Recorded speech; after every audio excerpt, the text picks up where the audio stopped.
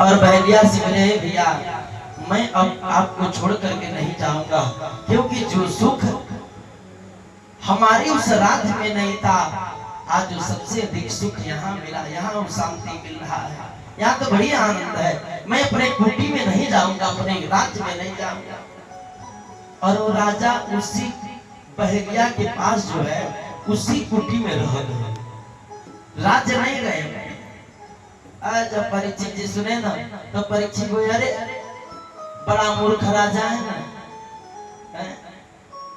इतना मूर्ख राजा है, बताओ अपनी ऐश्वर्य सुख संपदा को छोड़ करके आजा करके उस दुर्गंध रूपी कुटी में रह रहा है।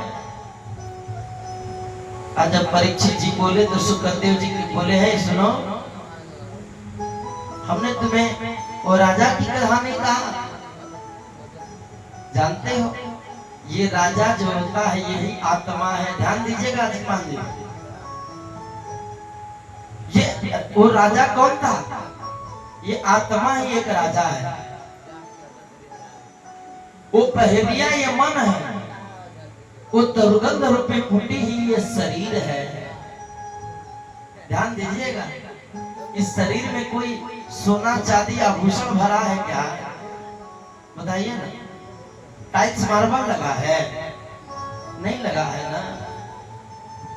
देखिए पद्म पुराण में वर्णन आता है कि देहास्ति मांसरुधरै विभक्ति सजत्वं जाया सुतानिसि सदा ममताधिमुञ्च। इस शरीर में है का? हड्डी है, मांस है, खून है, रत्न है, चर्बी है, मल है, मूत्र है। ये शरीर जो है मल मूत्र का भंडार भरा पड़ा है। क्यों? इसमें और भी कुछ है? सोना चांदी का नहीं बना, दुर्गंध रूपी कुटी है। बताइए ना, ये इतना बढ़िया शरीर देखने में तो सुंदर है, लेकिन इस शरीर में यदि सेंट न मारा जाए है? तो फिर इस शरीर से सुगंध निकलेगा? बोलिए। इस शरीर में 9 छिद्र हैं, जो 9 छिद्र से आपको केवल दुर्गंध ही निकलेगा, सुगंध इस शरीर से निकलने वाला नहीं है। तो फिर ऐसे शरीर पे मोह काहे को करना? इस शरीर को पा करके मोह माया में नहीं बिताना चाहिए, क्योंकि देखिए मोह तो नरको गति, मोह से मनुष्य का नरक होता है। तो जब मनुष्य अधिक मोह करेगा तो उसके अंत में जो है नरक की कामी होगा। इस नाते जो है मोह नहीं करना चाहिए। अगर जो ये जीवन मिला है तो ये जीवन पा करके भगवान का आश्रय लिया जाए, भगवान की भक्ति किया जाए। क्योंकि कबीरदास जी ने बड़ी सुंदर एक पंक्ति लिखा है, आप लोग ध्यान से सुनिएगा। कबीरदास जी कह रहे हैं कि राम कहने से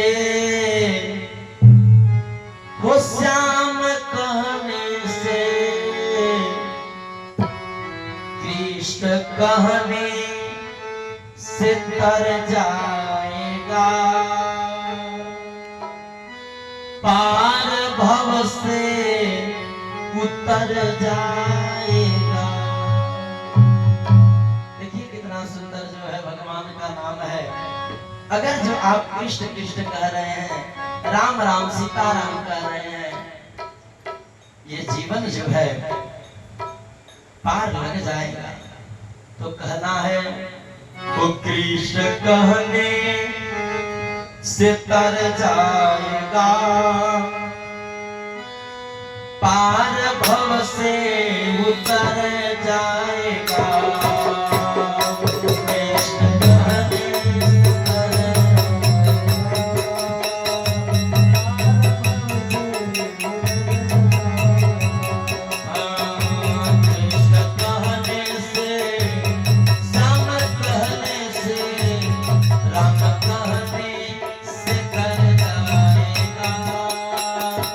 पार भव से उतर जाएगा।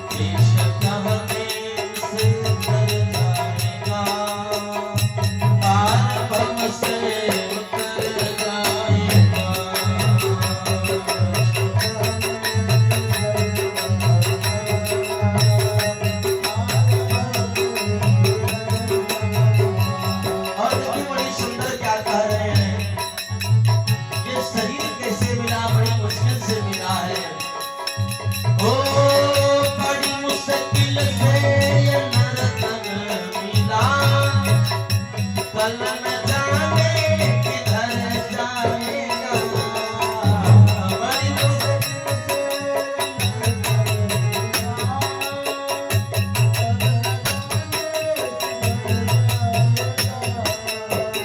बड़ी मुश्किल से ये नरतन मिला, कल न जाने किधर जाएगा।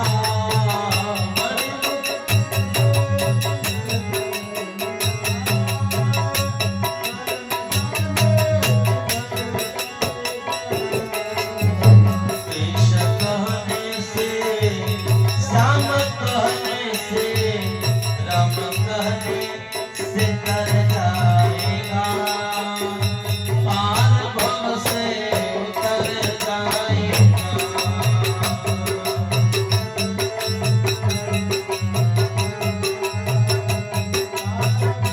चालू कर लीजिए।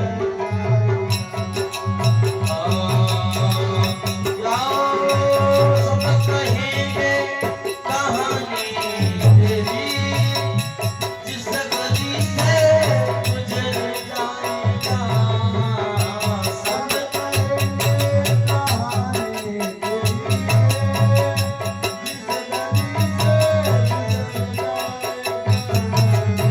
देखिए अपने जीवन में ऐसा कर्म करना चाहिए कि जब तक आदमी है तब तक तो याद कर ही रहा है, और जाने के बाद भी इसकी यादें किया जाए, ऐसा कर्म करना चाहिए। सब कहेंगे कहानी तेरी, जिस गली से गुजर जाएगा।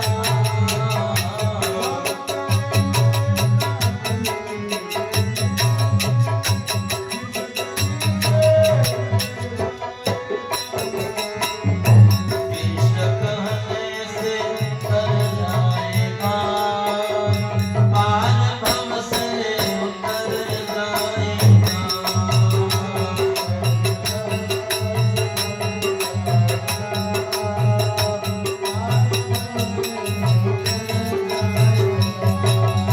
और देखिए आखिरी पंक्ति में क्या कह रहे हैं, मनुष्य को हमेशा अपने जीवन में ऐसा कर्म करना चाहिए कि जाने के बाद भी लोग उसे याद करें। कह रहे हैं याद आएगी चेतन तेरी, काम ऐसा जो कर जाएगा।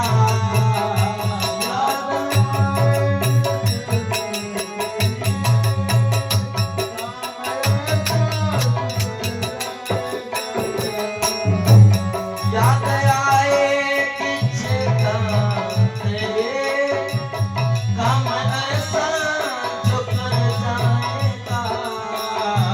याद आएगी चेतन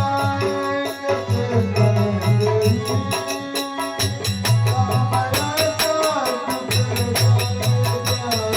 जाएगा। ईश कहने से, राम कहने से, श्याम कहने से तर जाएगा, पार भव से उतर जाएगा। कहने से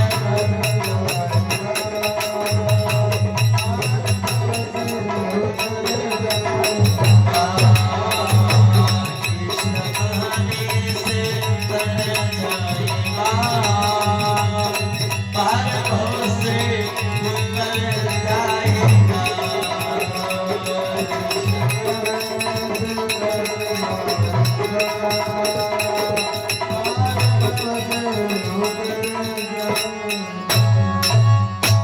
प्रेम से बोले श्री कृष्ण कन्हैया लाल की जय।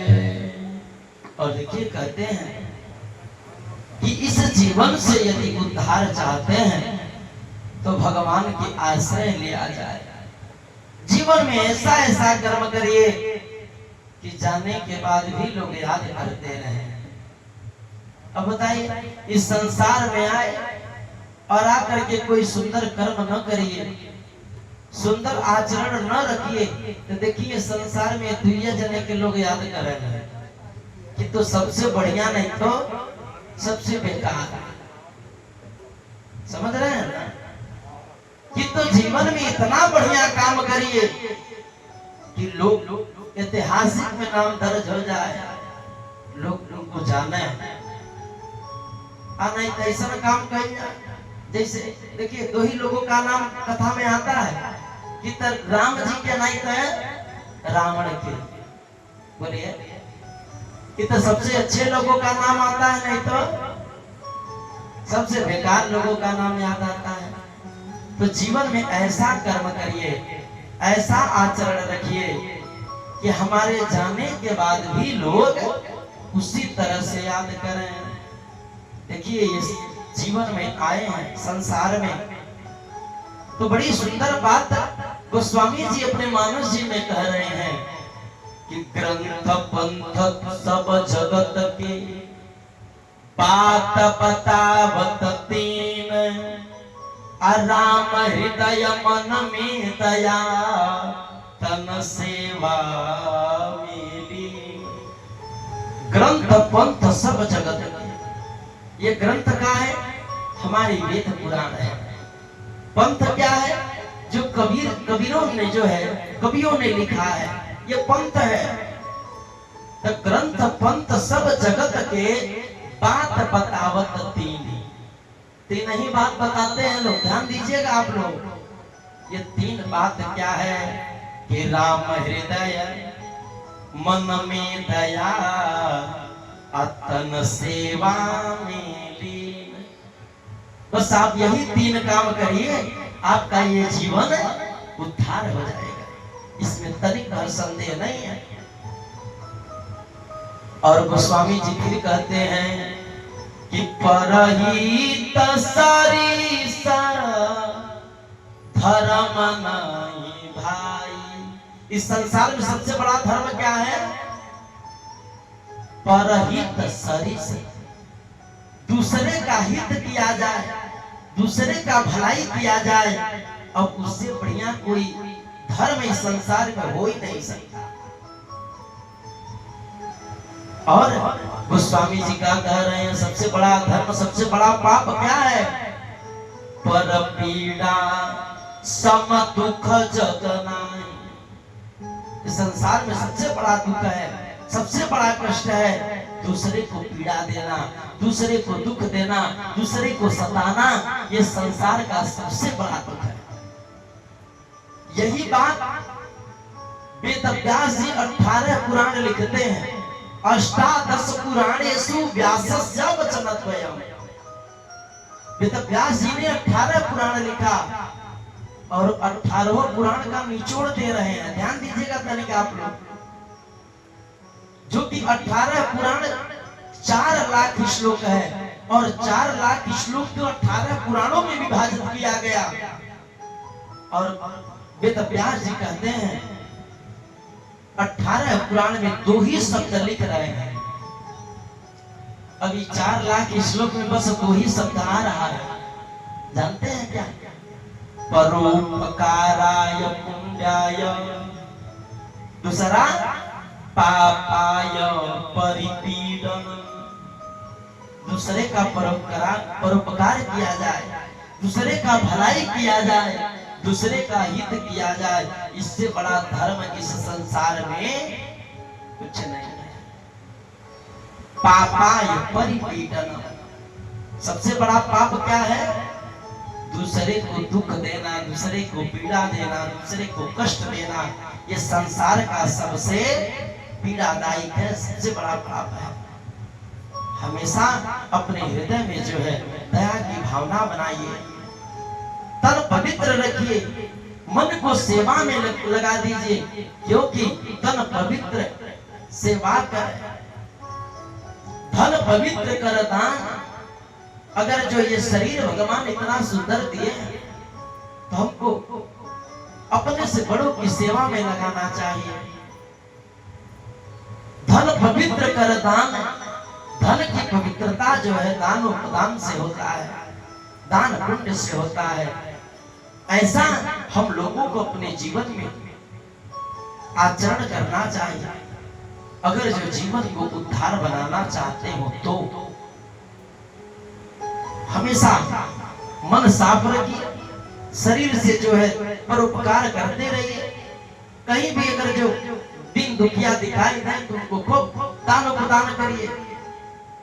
यही संसार का सबसे बड़ा धर्म है। बोलिए वृंदावन बिहारी लाल की जय।